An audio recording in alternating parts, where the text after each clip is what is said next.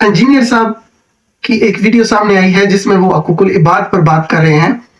अब उसमें तरीका ये हो सकता है कि आप माफी मांगे। हाँ, आपने माफी मांग ली, अगले बंदे ने माफी नहीं दी, तो इंशाअल्लाह अल्लाह से उम्मीद है क़यामत के दिन अल्लाह ताला उस बंदे को कोई ना कोई मदनी रिश्वत देकर, यानी कोई जन्नत का इनाम देकर राजी कर लेगा कि इसको माफ कर दो, क्योंकि आप अपना काम कर चुके। जैसा कि आपको पता है कि हकूकुल इबाद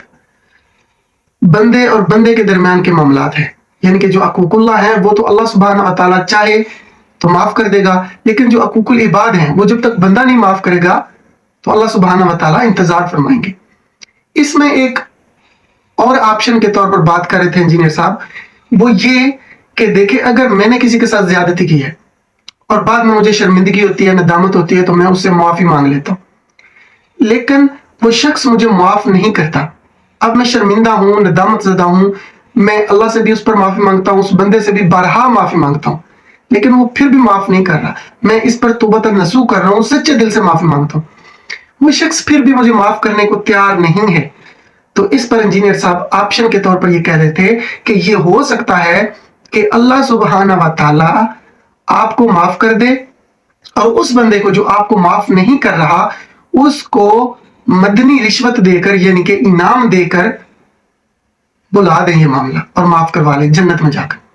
अब देखिए ये सीधी सी बात थी, तो इसमें यही अल्फाज इस्तेमाल किए जा सकते थे कि अल्लाह सुब्हानहू व तआला उसको इनाम देकर कुछ ना कुछ जन्नत में उसके दिल में से ही ये खत्म कर देंगे।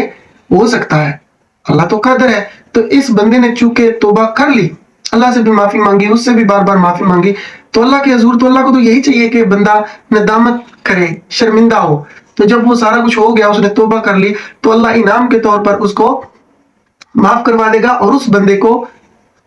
और इनाम देगा कि अल्लाह सुब्हानहू व तआला इस बंदे की तौबा कबूल कर लेगा और उस बंदे को कुछ इनाम देकर